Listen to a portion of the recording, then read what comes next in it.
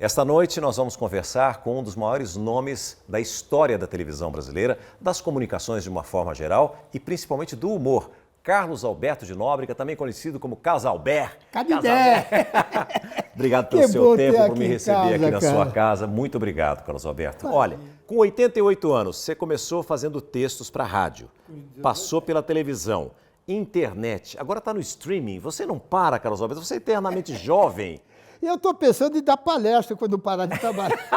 Você não vai parar nunca de trabalhar. Eu acho que não. Não vai parar nunca. Bom, a começar, eu aprendi a andar dentro de uma estação de rádio. A Rádio Ipanema, do Rio de Janeiro, que ficava ali no posto 6, ali tinha um cassino e a rádio era em cima. E meu pai tinha um programa de rádio às 8 horas da manhã.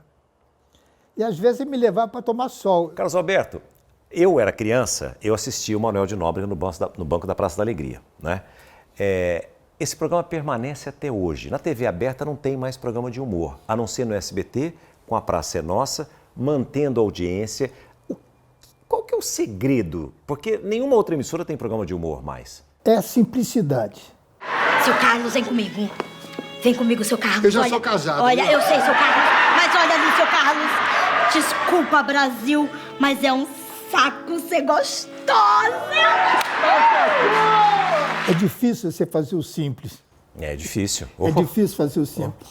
E o meu pai teve essa ideia, isso já foi falado várias vezes, lá em Buenos Aires, que viu, isso você já sabe. E o valor dele é o seguinte, quando ele lançou a praça, era um telão. Eu me lembro. Pintado com coreto, tinha um banquinho, tinha um poste. Isso. E eram 5 artistas só. E ele fez daquilo um dos maiores sucessos da história da televisão. Eu era pequeno, era o único dia que minha mãe deixava eu dormir mais tarde, porque eu falava, eu tenho que assistir a Praça da Alegria. Em televisão preto e branco ainda. É impressionante. Né? E ficava esperando a praça.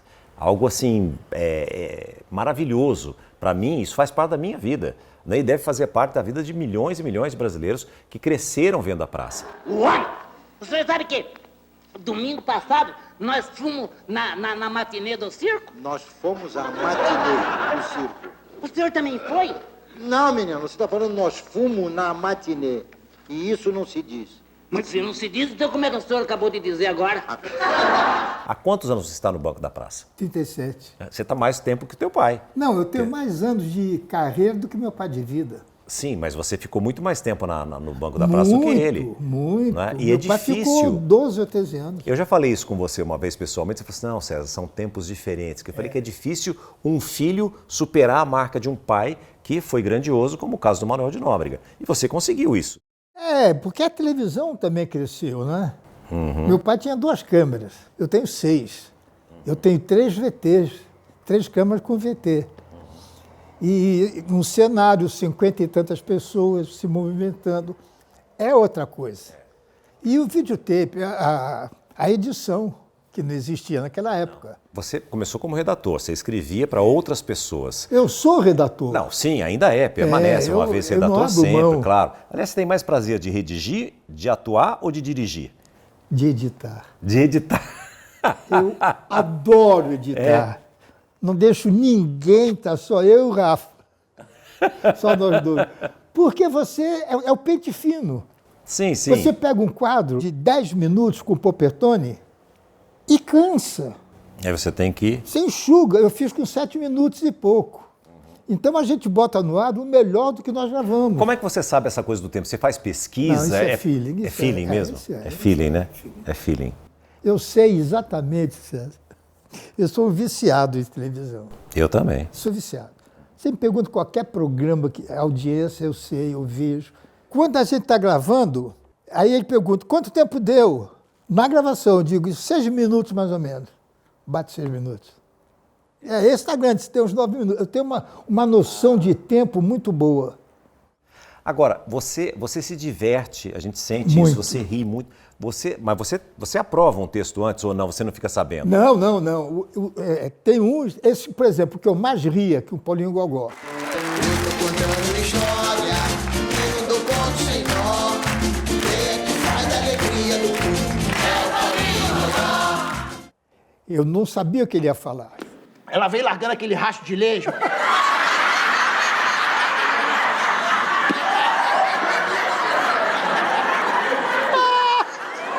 O Matheus também eu não sabia que ele ia falar. Então aquelas gargalhadas que eu dava eram reais. Os outros não. Os outros eu pego na quinta-feira, depois da edição, eu pego o texto dos outros redatores, venho aqui para casa, faço a redação final, na sexta-feira eu devolvo, na terça eu gravo. Olha só como eu sou viciado em praça. Gravo o programa, na terça-feira de tarde eu decoro. Quarta-feira de manhã eu vou aqui embaixo, faço uma academiazinha, nem mexo no papel. Já está na cabeça. Tem vários quadros que eu não sei o que eles vão falar. Agora, tem a Mel Merer, que, na minha opinião, é das maiores redatoras que eu conheci na minha vida. Tem o Gaúcho, né, que faz também aquele borracheiro. Sim, é sensacional. Né? Tem o Délio McNamara, tem o Capela, tem várias pessoas que sentam e eu não sei o que eles vão falar. Então, hoje eu dou muito mais risada, porque os outros quadros eu decoro. Então você veja, eu decoro, eu ensaio, eu gravo, na quinta-feira eu edito, sexta o programa é sonorizado, segunda eles mandam para mim pela internet, programa para assistir. Nesses mais de 30 anos da praça, você tem ideia mais ou menos de quantos artistas passaram pela praça? Ah, não faço a mínima ideia. Não, né? Não. Ô, companheiro, é difícil encher o saco do pobre? É nada. Aconteceu uma coisa muito triste e perigosa. Começaram a morrer os grandes nomes da praça. Não que os de hoje não sejam. Sim. Mas era de primeiríssima. Vera Verão, Golias, Conselho Leandro, Zé Bonitinho. Era um timaço. Sem dúvida. E eles foram morrendo e eu não tinha reposição. Então, o que eu fiz? Comecei a ver stand-up. Marcelo fez muito isso para mim. Disse, olha, tem um cara engraçado ali. Eu ia ver, disse, olha, você quer fazer a praça, abrir o programa? Então, eu botava uma pessoa fazendo stand-up no bar e abria ali. Se fosse bom, eu botava no ar. Se não fosse, eu não botava no ar. Com isso, eu comecei a ver pessoas boas. E dizia, olha, eles ficavam com medo, porque aquele banco pesa muito, cara. Pô. Aquele banco é um peso. É um peso. Mesmo não sendo comediante, uma vez o Fábio Júnior sentou ali, ele tremeu, ele ficou com os olhos rasos d'água. Aquele banco é pesado. Claro, claro. Mas eu vou te fazer uma pergunta agora que eu acho que eu sei qual vai ser a resposta, mas eu preciso fazer. Foi Golias.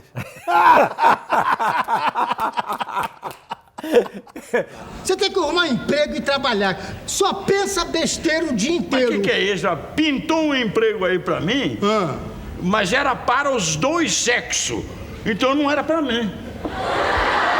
Não, você é pros dois sexos, bro. É, filho, eu só tenho um e olhe lá. Eu sinto muita falta. Talvez sinta mais falta do amigo do que do colega, do que o artista. Porque artista tem muitos, o amigo só tinha ele. Igual a ele, nós éramos irmãos.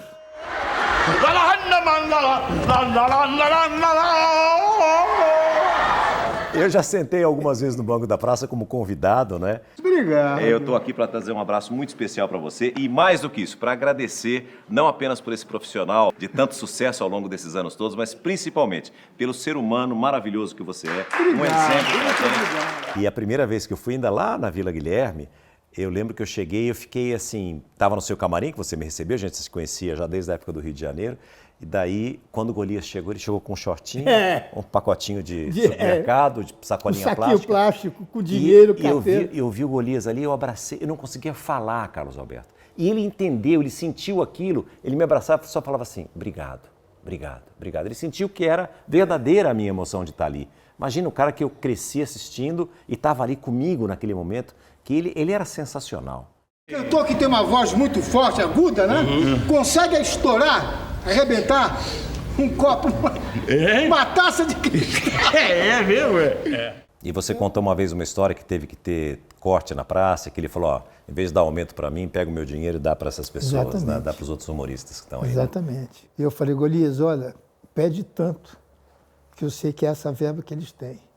Só que eu quero que você fale com o Luciano, eu não quero eu fazer um contrato para você. Renovar o contrato. Mas é isso aí. Aí ele foi lá no Luciano, O Luciano disse quanto é que é. Não, é muito. Esse aumento vocês dão para quem está precisando aí no programa.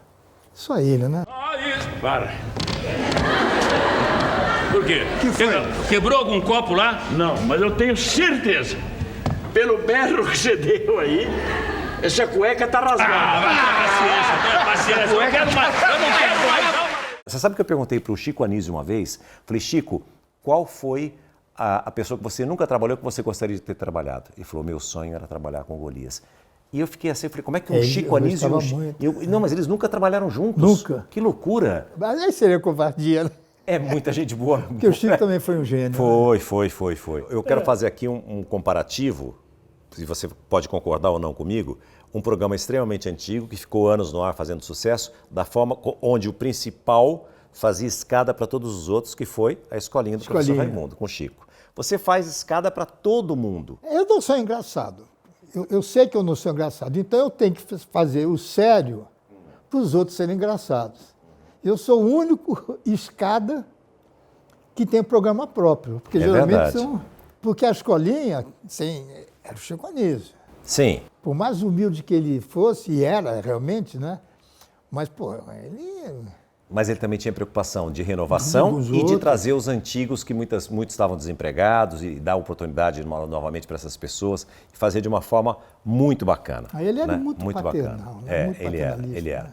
Teve um outro personagem que eu me divertia demais, que era o Tiririca.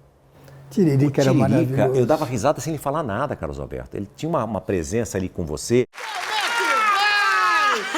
Que prazer em vê-lo! Quem é você? Naquela época tinha uma plateia. Tinha uma plateia. E às vezes a plateia estava ruim, não ria. Então, por exemplo, entrava um lá, aquela risadinha. O segundo quase não dava, chama o Tiririca. Aí tem aqui, presidência, embaixo tem vice-presidência. Não sei, mas eu É o Maluf. Carlos Alberto, eu quero saber Aí- o seguinte. Ah. Esses homens já estão feitos na vida. Eu quero saber... Acho que o bicho me mordeu. Deixa eu passar. O duro é você chegar no jurídico. Tu fica mentindo aí, o bicho fica te ferroando. Aí ele ficava 15 minutos, esquentava o plug, aí depois daquilo vinha tudo. Entendi. E na edição você jogava ele mais pro final, né? Claro, todo mundo aguardava ele Só também, que agora né? tem que fazer o inverso. É? Eu tenho que abrir muito bem o primeiro bloco. Pra Que é para garantir. segurar o que o Ratinho me entrega. Entendi. Entendeu? Então eu faço o primeiro bloco de 30, 32 minutos, o segundo 12, o terceiro 15 e o último 8. Tá vendo? Somando. Sabe tudo. Depois de 70 anos fazer isso, se eu não soubesse fazer, eu era muito burro. Também estive frente a frente, Carlos Alberto, com um homem que escapou da prisão perpétua. Fugiu da cadeia? Não, fugiu do casamento. Você não acha que o mundo está muito chato? Está muito politicamente correto? Ainda mais no humor, não é? Você não tem que se policiar demais para fazer? Hoje não existiriam os Trapalhões. Já foi avistado aí, meu compadre? Vamos? O senhor já foi? Não tem como. Eu quero saber se tem contrabando. Você falou dos Trapalhões, vamos voltar lá. Você teve problema lá, gravando com os Trapalhões, ou com o Renato, ou com alguém especificamente? Porque me parece que ficou alguma coisa Não. ali, uma rusguinha, alguma coisa assim. Não, nunca houve uma Não? discussão, não. Houve um afastamento meu. Pelo seguinte, o Renato voltou à televisão por minha causa. Entendeu? Ele estava desempregado quando acabou a TV Celso e meu pai fazia a Praça da Alegria. Eu não conhecia o Renato pessoalmente. Nos encontramos aqui em Congonhas, no aeroporto. Aqui, sou seu fã, aquele negócio todo. Eu falei, pô, você não quer fazer a praça? Você está parado? Claro que quero. Aí falei com meu pai trouxe o Renato. Aí tinha que ter o Dedé. E não tinha verba. E como eu ganhava cachê para fazer a praça, eu dizia que tinha prova na faculdade, que estava fazendo direito naquela época. E eu tinha, mas era mentira. Pô. Olha, eu vou ter prova terça-feira, dá para o Dedé ficar no meu lugar, para o Dedé poder ganhar. Com isso, eles voltaram junto com o Beto Carreiro, com o Sérgio Muralha, você se lembra dele? Aí ele passou até o programa, lá na TV Record, e Sumimos. Um dia nós nos encontramos e ele fez o primeiro programa, Os Trapalhões, na Tupi. Era sábado, finalzinho da tarde, 5h30, 6 horas. E ele ligou para mim no dia seguinte, Carlinhos, pô, não tenho texto, eu fiz o programa. Falei, você pode escrever para mim? E eu comecei a escrever para ele. Surgiu uma grande amizade. Aí, um dia, ele teve um problema lá na Tupi, quem não teve, né? Quem não teve. E tiraram uma lente da câmera para fazer. O Carlos Zara estava dirigindo uma novela e queria uma lente. Naquela época não é assim. Era aquelas câmeras que viravam, eram 3 lentes, né? Sim. E tiraram uma lente. E o Renato perguntou, escuta, por que porque eu preciso lá do Zara, não sei o que. Carlinhos, estou indo embora. E eu era diretor artístico da Tupi e dirigiu o programa dele. Estou pensando que eu vou embora, estou chateado, não gravo mais hoje. No dia seguinte, ele me ligou. Carlinhos, você está na Globo. Eu falei, ih, bebeu. O que houve, rapaz? Não. Assinei com a Globo com uma condição, você vem comigo. Nunca falei isso para ninguém, hein? Primeira vez que estou nesse assunto. Aí, você vem aqui assinar o contrato, o Boni está esperando. Eu liguei para o Boni e falei, Boni, eu não posso ir, eu sou diretor artístico da Tupi. Eu não posso aparecer aí, cara, vai ser chato. Não, então você vem 10h30, 11 horas da noite. Peguei um avião, fui para lá, cheguei, conversamos, passei a noite inteira. Eu fui para a Globo. Por quê? Porque os Trapalhões da Tupi estavam atrapalhando o Fantástico. Sim. Atrapalhava muito o Fantástico. E eu fiz um negócio lá no nosso programa da Tupi, que derrubava os gols da rodada do Fantástico. Que tinha zebrinha. Tinha zebrinha. Eu falei lá, vamos acabar com a zebrinha, vamos abrir antes dos Trapalhões, bota 10 minutos os gols da rodada. Você não precisa mudar de canal para ver, claro. E com isso, foi um dos motivos do Renato ir embora. Bom, e fui para a Globo. Quando eu chego na Globo, o diretor de linha de show era o Vanucci, que eu não conhecia, só de nome. Cara, ele mandava na Globo. E ele era na muito época, acho que ele rígido, dirigia os especiais do Roberto Carlos, eu acho, na época. Também, os grandes programas do passado, eu passava na mão dele. Queriam botar o Renato de smoking. Falei, gente, pelo amor de Deus, o Renato é um palhaço de cara limpa. Não, mas vamos mexer. Ele queria botar o padrão global. E eu falei, Vanucci, nós estamos aqui porque estamos atrapalhando. Ele não gostou disso. Ele disse, pô, atrapalhando o quê? Eu disse, não, alguma coisa tem para vocês tirarem o coisa de lá. E ficou nisso. Aí começamos a escrever, começamos a montar o programa, comecei a escrever, e ele me chamou na sala dele e começou a discutir. Isso aqui está muito lixo, muito lixo. Eu não gostei. Quando ele levantou a voz, eu ainda não tinha feito 10 anos de psicanálise. E, porra, gritei mais com ele, chamei ele lá para fora para brigar. Disse tudo. E ele gritando comigo, eu gritando. Ganhou quem gritou mais. Eu saí de lá, falei, estou despedido. Que eu dei tapa na mesa. Chamei mesmo, vamos lá para fora resolver isso. Porque você não vai gritar comigo. O que eu fiz? Fui para a casa do Chico. E chegou lá, estava tendo reunião do programa. E quem dirigia? O Carlos Manga, que era meu irmãozão. O Manga me ensinou a dirigir, ele me ensinou tudo. Que o pouco que eu sei, ele me ensinou. Aí eu falei, Chico, eu estou na rua. Ele falou, por quê? Porque eu briguei com o Vanucci e você brigou com o maior bom caráter que você conheceu na tua vida. Falei, o quê? Aquele cara? Aí um dia, um mês depois, mais ou menos, eu estou indo lá para a Casa 50 e ele está vindo. Ele falou, vem aqui, quero falar com você. Eu falei, puta, vai começar tudo de novo. Ele disse, pô, que merda você está fazendo, cara? Porque eu ia pedir demissão. Eu ia pedir demissão.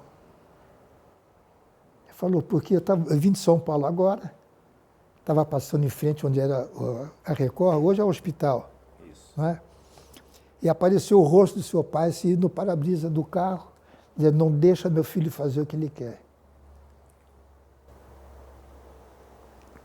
Eu falei, cara, eu vou brigar com você. Acabou a minha carreira aqui dentro. Você não vai brigar comigo, nós vamos ser amigos. Meses depois, minha mãe morreu e o Vanucci ia todos os dias, todas as noites, conversar comigo quando eu estava no Rio, claro. Me ajudando pelo espiritismo, falando. Tornou-se meu melhor amigo. Na Globo, sem dúvida alguma, foi ele, meu melhor amigo. Eu tive que mover um processo na época contra a Manchete. Ele estava na Manchete, ele foi testemunho a meu favor. Imagina ele, você está na emissora e ele foi testemunha a meu favor, para dizer que o que eu estava falando era verdade. É o caráter desse Quer homem. um pouco mais? Foi realmente uma das pessoas mais maravilhosas que eu conheci na minha vida. Comigo também. Foi de Não guardou rancor, entendeu? Saiu do programa. Ele falou, quem você quer que dirija? Eu falei, pô, um cara que gosta de rir, que era o Adriano Sturz. E ele, Renato, me trouxe, porque a condição dele assinar o contrato é que eu fosse com ele. Então eu cheguei com muita força, com muita moral. Com o passar dos anos, não é que ele seja mascarado, não. Com o passar dos anos, ele foi crescendo muito, financeiramente e artisticamente também. E, de repente, eu comecei a me sentir um peixinho fora do aquário. Porque a intimidade que a gente tinha era muito grande. Ele dormia na minha casa quando não tinha hotel. E ele começou a reclamar de eu entrar no camarim deles. A ponto de botar uma placa na porta. Colegas, por favor, não entre, porque estamos... Não sei o quê. Eu achei aquilo uma ofensa. Mas aquele colega era eu. Falei, pô, não é justo uma pessoa que tem a história de vida que eu tenho com o Renato passar por isso. Eu não quero. Aí eu fui falar com o Boni. Boni, se dá um jeito, eu queria sair do Trapalhões, eu quero fazer o Jô, que também era muito meu amigo. E o Max Nunes era o nosso mestre, né? E a gente se dava muito bem. O Boni disse, não, eu preciso de você dos Trapalhões. Aí, o que aconteceu? O Augusto César Vanucci, um dia me chamou e disse, olha, eu vou para Bandeirantes e eu vou te levar, você vai dirigir a linha de show. Aí eu disse, vou, eu topo ir. Eu ia ganhar quase 4 vezes mais. Então, não houve uma discussão, nada. Você já ia para a Band para fazer a praça? Fazer a praça. Eu falei para o Renato, eu prefiro ser teu amigo do que trabalhar com você. Eu não quero perder a sua amizade, que não perdi até hoje. Aí eu tive uma chance e saí, fiquei 1 mês e meio na Bandeira. Eu me lembro que foi um negócio, foi assustador. Você fez que 4 programas ou 5, sei lá o quê? 3. E aí, de repente, pá, você estava no SBT. Aí eu assinei o contrato. Gravou. Gravei 3 programas. E quando foi o primeiro programa... aí a ideia do Vanucci era botar no final, fazer uma homenagem a alguém. E o primeiro programa não podia ser outra pessoa que não fosse o Silvio. Não tinha o segundo, tinha que ser o Silvio. Aí fui falar com o Silvio, não, aí veio com aquela história da cigana, né? A cigana falou que se eu fizer outro programa que eu vou morrer, ok, tarará. Falei, eu te conheci, você tinha 24 anos, eu tinha 18, para com isso. Quando o programa foi para o ar, eu estava no hotel lá na Marginal. Eu cheguei 1h da manhã com o Marcelo e a minha ex-mulher, a Marilda, tinha ligado. Aí disse, olha, o Silvio ligou já 3 vezes para mim, que eu tinha celular naquela época, né? Não tinha celular. Para você não voltar para o Rio sem falar com ele. Falei, tá bom. Aí, no dia seguinte, eu acordei, liguei, ele não estava em casa, vamos até ligar lá para o camarim dele, ele tem um telefone direto. Eu liguei, você não pode ir para o Rio sem falar comigo. Pô, eu vi seu pai sentado naquele banco, a praça tinha que ser minha. Falei, ué, eu te ofereci, você não quis. Aí eu fui lá. Quando eu cheguei lá, Eu falei para o Marcelo, lá aquele cinema que era no teatro. Cinesol. Cinesol. A Taliba Leonel. Eu falei, Sé, eu não venho. Porque pô, na Bandeirantes já está ruim. Você sai de uma Globo, assim, com todo respeito, vai para uma TV Bandeirante, é muita diferença. Indo para aquele SBT, era pior ainda. Que aquele teatro era o fim do Borogodó, né? Ele vai acabar brigando com você novamente. Eu falei, não, eu vou falar a verdade para ele, que eu não quero vir. Aí, quando ele chegou, ele disse, Silvio, olha, você me desculpa, mas ele me deu uma bronca. Me deu uma bronca. Porra, porque seu pai, você não me perdoou pro negócio que nós tivemos no passado, sei o quê, blá, blá, blá, blá. Eu vou te dar tanto. Olhei pro Marcelo, o Marcelo estava branco, duro. Assim, onde é que eu assino? Aí não dava. Eu falei, e na Bandeirantes? Ele disse, todo contrato é bilateral. Eu vou pagar a multa e você sai. Você vai para os Estados Unidos, fica lá um mês, que o pau vai comer aqui. Eu disse, não, eu não vou fugir. Não estou fazendo nada desonesto, pode ser antiético, mas desonesto não é. Eu fiquei aqui para apanhar. Tomei pancada de tudo quanto é lado. Eu falei para o Silvio, não posso sair sem falar com o Vanucci. Eu não vou fazer isso com ele. Aí eu fui falar com o Vanucci. Ele disse, olha, teu trem chegou, pega esse trem, vai embora, eu vou te esculhambar pela televisão e assim que você pudesse me levar para o Silvio. Maravilhoso, maravilhoso. Um homem desse não pode morrer. Não, não pode. Não pode morrer. Não pode. Que não existe mais isso. Não existe. Aquela nossa televisão do passado acabou. Por que você ficou tanto tempo sem falar com o Silvio Santos? Por um erro, por causa do meu pai. Quem foi mais amigo do Silvio, seu pai ou você? Eu. Você? Eu fui o amigo do Silvio. Amigo. Aí você tomou as dores do seu pai?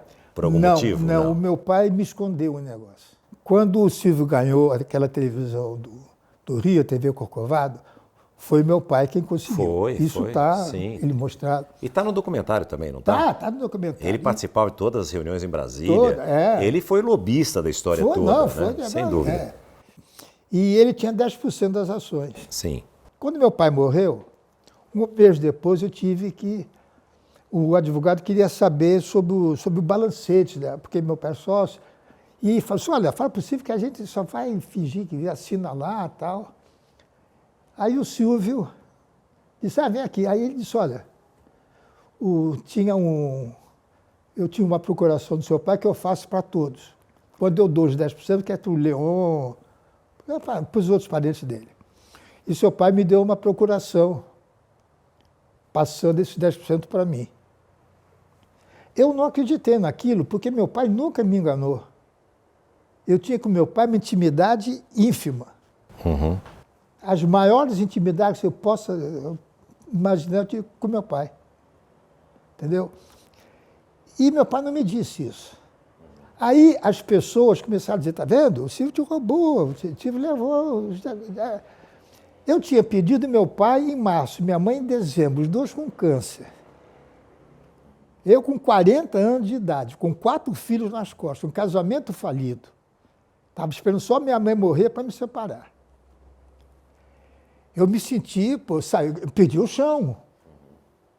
Eu pedi o chão. E eu comecei a virar papagaio. O que as pessoas me falavam, eu repetia. E aí eu fiquei 11 anos. Eu não conhecia o programa do Silvio, não conhecia o Sérgio Malandro, não conhecia aquela turma toda. Não conhecia, porque você nem assistia. Era proibido na minha casa assistir o TVS. Eu li um livro que tem a história do seu pai. Foi você que escreveu? Foi. Foi, não é? E ali, pelo que eu li no livro, diz que o seu pai ele gastava muito dinheiro, ele não era um bom administrador, né? Ele nunca soube lidar muito com a administração. Ele ganhava bem na televisão e perdia tudo no comércio. Exato. E o Silvio tirou várias vezes meu pai de problema. Aquilo que mostram em documentários do Baú, que o Baú era do Manuel de Nóbrega, e aí depois o Silvio pegou, isso tudo é verdade mesmo? O valor do Baú é só do Silvio. Valor nenhum. Ele teve uma ideia que deu errado, porque meu pai, isso foi uma pessoa que falou uma vez, Isso era exatamente como meu pai era. Meu pai sabia botar ovo, não sabia fazer omelete. Genial. Tinha as ideias. E perdia tudo. Tinha sempre um amigo. Tinha sempre um amigo que tinha uma grande coisa para fazer, um investimento. E ele entrava. Foi uma pena, porque ele perdeu muito. E você falou aquela história do Silvio, mas quando você estava no SBT, o Silvio fez a praça com você. Então ele foi contra a cigana também. Foi, e não morreu. A cigana enganou o Silvio. Enganou. Naquele dia, foi uma das coisas, talvez o dia mais importante da minha vida foi minha estreia no SBT. Eu preciso de ajuda. E você veio me ajudar, não no banco da praça, não. Você veio me ajudar com as suas qualidades pessoais que você herdou do Manuel. Primeiro, pelo que o Silvio falou mais de uma hora. Foi a maior declaração de amor que um homem pode fazer. E você sabia ou foi de surpresa aquilo? Não sabia de porque nada. a impressão que a gente tem Ninguém é que ele, sabia. que ele A única chegou pessoa e... que sabia era do diretor dele. Eu vendo o prato. Quem leva por 20 ganha uma colher de presente. Olha. Entre o Silvio, eu falei, Deus do céu, o que é isso? E ele começou a falar. Ô, Carlos. Que emoção, Silvio. Você sabe que eu sou amigo do dono da estação. Sei. Eu falei com o dono da estação, ele falou comigo, olha, você vai lá, interrompe o programa e acaba a hora que você quiser. Eu nunca vi o Silvio chorar, cara. Ficou com os olhos, ele nunca chorou, mas ficou com os olhos rasos d'água.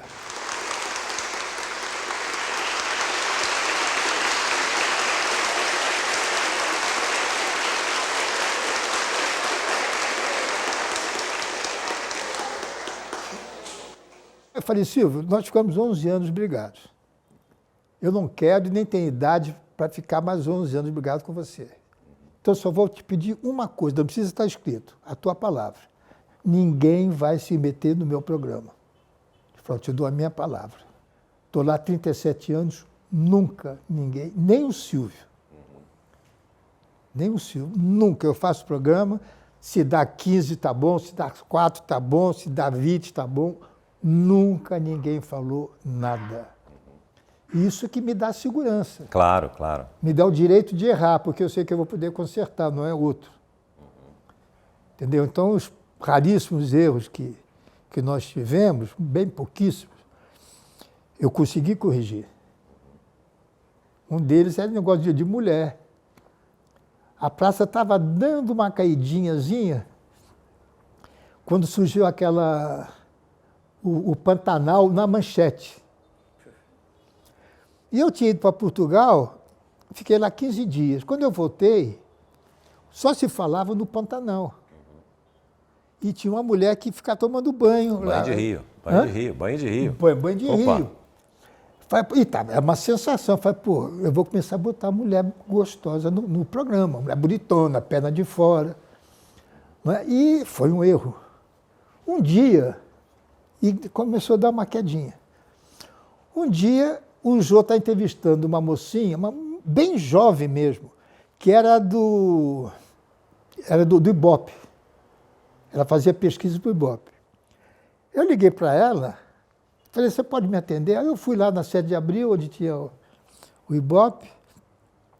Falei, queria que você fizesse para mim uma pesquisa para ver onde é que eu estou errando, o que está caindo a audiência. Eu disse, olha, eu não posso fazer isso, eu só faço para a empresa. Mas vou falar como telespectadora. Teu programa é machista. Ela disse, seu programa você bota loura burra, só bota mulher de perna de fora, mulher isso, e as mulheres não tem nada bonito lá para se ver? Falei, é isso aí. Aí o que eu fiz? Comecei a botar garotão no programa. Parei de fazer piada com a Carla Pérez. Carla Pérez. Ela fazia um quadrinho, tirei, que era a loura burra, e comecei a deixar de fazer piada em cima de mulher. Para sorte minha, veio Vera Verão. Maravilhosa. Às vezes as pessoas perguntam por que nunca houve processo, porque ela sempre levava melhor. É. Eita!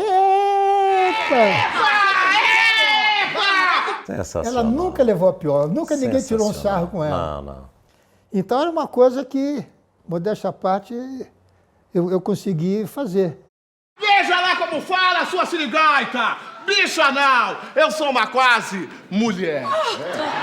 Eu criei esse personagem para ela, porque ela já fazia aquela coisa. Mas fazer humor, assim, em quadro, começou com a praça. Ela fazia figuração dos Trapalhões.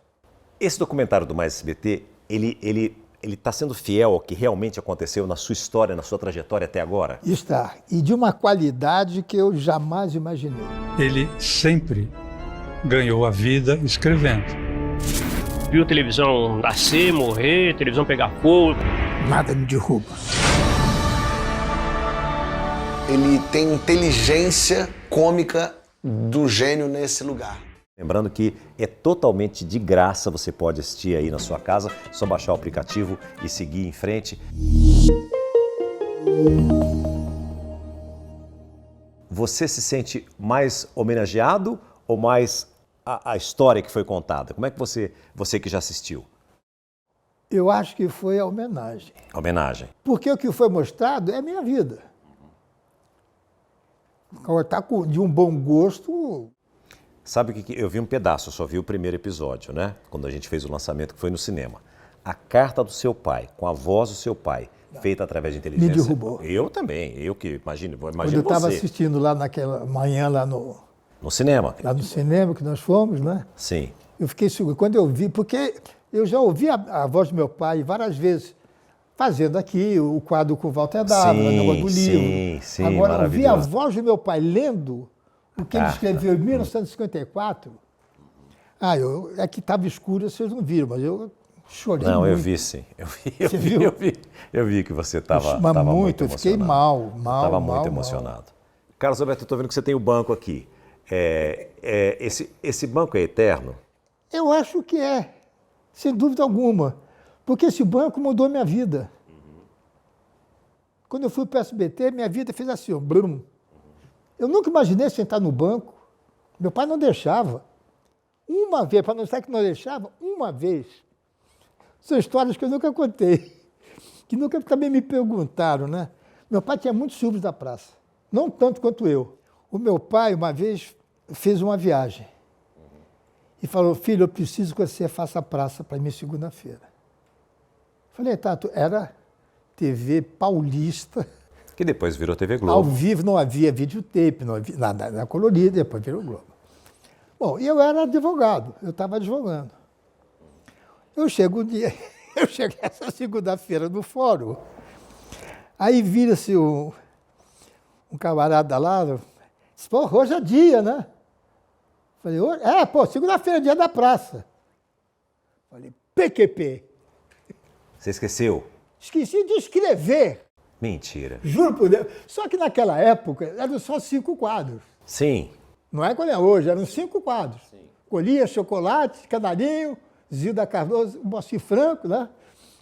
E era isso que tinha para hoje, né? Cara, a sorte que o Fórum Trabalhista era ali perto do Lago do Aroche. Eu fui correndo para a Rádio Nacional, correndo.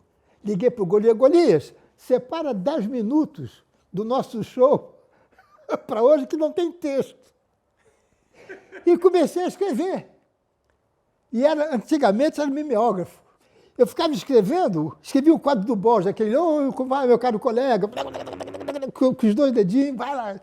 Chegou na hora do ensaio, às 6 horas, não deu tempo de eu decorar. Nossa. Só que eu tinha escrito. Você tinha uma... E ninguém percebeu. E meu pai nunca soube disso.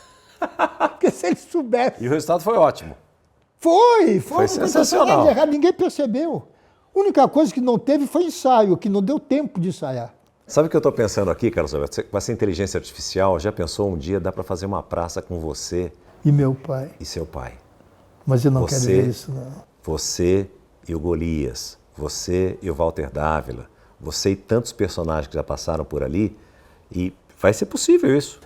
Não sei se... Eu nunca imaginei que eu pudesse ver isso na vida, chegar nesse ponto. Né? Como eu nunca imaginei, ainda garoto, estar tão perto de tantas pessoas que eu admirava, que eu gostava, porque a televisão era um mundo para mim. Aquela janela, eu morando no interior, era uma janela para o mundo a televisão. E eu me apaixonei por toda a televisão e depois juntamente com o rádio também. E por isso eu quis sempre trabalhar em rádio e televisão, porque eu tinha uma paixão muito grande por aquilo, como tenho até hoje. Acho que as pessoas falam assim, você não pensa... Eu vi uma entrevista do Silvio, que ele fala o seguinte, ele fala assim, eu pensei que com 60 anos eu fosse parar. Aí eu vi que o Frank Sinatra continuou, aí eu vi não sei o que, continuou. Você também pensa, você chegou alguma vez em planejar parar? Só quando eu morrer. É, não é? Só. Vivo, posso não estar fazendo a praça. A gente não sabe o dia de amanhã. Mas parar de trabalhar, não. O que você planeja para os próximos anos para a praça com essas modernidades todas? Eu estou com 88 anos, esses próximos anos, vamos dizer... É claro! Se eu conseguir chegar até os 90 anos fazendo a praça, eu me dou por realizado. Não, que isso. Eu ainda tenho chama, ainda tenho fogo para queimar. Tem fogo ainda? Tenho. Tem lenha ainda para pôr? Tenho lenha para botar ainda, fogo, né? sem dúvida alguma. Sim. Não sei se a saúde, eu estou com a saúde muito boa, eu faço academia até hoje. Eu pretendo, gostaria, se Deus disser, o que é que você quer? Quero morrer fazendo a praça. Ou com 88, com 90, 110, eu quero estar ainda fazendo a praça. Se isso não acontecer, se acabarem com a praça um dia, ficar aqui fechado eu não fico. Olha, deixa eu falar para vocês, teve um aniversário do Carlos Alberto, quem me acompanha sabe, eu adoro marcas, né? Tem um aniversário dele que eu dei para ele de presente o título registrado no NPI de A Praça da Alegria, que era do Manuel de Nóbrega, e que eu falei, isso aqui é seu, de direito seu, porque é uma herança do teu pai, e que foi da TV Globo durante um tempo, a Globo não renovou, eu fui lá, paguei, renovei e dei para você de presente, porque esse título tem que ser seu. Claro, tem que ficar com você, com a sua família e com seus herdeiros. Por falar nisso, a gente tem um retrato maravilhoso do seu casamento que eu estive presente. Mas uma você mulher está sempre linda, presente em todos os uma momentos. mulher linda que é mais jovem do que você. Isso te rejuvenesce também? Muito. Porque eu também tenho uma mulher mais jovem que eu, bem mais jovem que eu. E me ajuda muito. Eu estou falando porque eu acho que... Ela é muito mais jovem que você. Minha mulher é 20 anos mais nova. É que você é muito garoto, pô. Você é muito garoto. São 6 filhos, Carlos Alberto, é isso? 6 filhos. São 6 filhos. Tem netos quantos? Você sabe? 9. Tem bisnetos já? Ainda não? Tem um de 4 anos. Você estraga os netos? Não, eu Não? estraguei os filhos. Você já antecipou. Foi, eu estraguei os filhos. Os netos. Não é que não estragou os netos.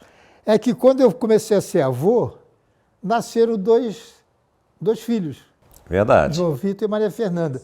Então, aquilo que o avô costuma passar com 60 anos de idade para os netos, eu me dediquei muito mais a meus filhos. Realmente, eu sou muito mais pai do que avô, sem dúvida alguma. Para a gente terminar, eu quero contar uma história que tem uma importância muito grande para mim, embora seja muito mais emocional do que outra coisa. Eu presenteei meu filho no ano passado, em dezembro, porque eu falei assim, eu tive muitos sonhos na minha vida, eu continuo sendo um sonhador. E teve um sonho que eu demorei muito tempo para realizar. Outros eu realizei de uma forma mais rápida. Porque quando eu tinha 12 anos de idade, meu pai, quando tinha clássico, ele juntava um dinheirinho para a gente ir no estádio e não ir, só ia eu e ele. A gente não ia na arquibancada. Quando era clássico, era muito cheio, ele queria ir na numerada. Eu já contei isso para você. E eu me sentei numa cadeira muito parecida com o banco da praça, só que pintada de vermelho. E eu era muito curioso. Aí eu olhei atrás de mim a plaquinha com o nome de Manuel da Nóbrega. Eu falei, seu Manuel de Nóbrega tem uma cadeira no Morumbi. Eram duas, uma do lado da outra. E meu pai, sentamos dois. Sentamos nós dois, meu pai e eu ali. E eu falei, caramba, será que um dia eu vou ter uma cadeira minha no Morumbi? E eu alimentei esse sonho de ter uma cativa comigo, com o meu nome, mas pelo prazer de ir ao estádio, de ver os jogos de futebol e tudo mais. E isso passou. Eu consegui comprar casa, consegui realizar outros sonhos e tal, e passou. Aí um dia eu falei assim, eu ainda continuo com aquele sonho do Manuel de Nóbrega. Eu tenho que ter minha cadeira no Morumbi. Ainda existe? A minha sim. Eu fiz um anúncio no jornal na época, fui comprei 4 cadeiras. E no aniversário do meu filho, que eu falo que ele é mais São Paulo que eu presenteei ele com as cadeiras, as 4. Eu falei para minha filha, 2 sua, 2 dele. Ela falou, pode passar as minhas para ele também. Então as 4 estão em nome dele agora.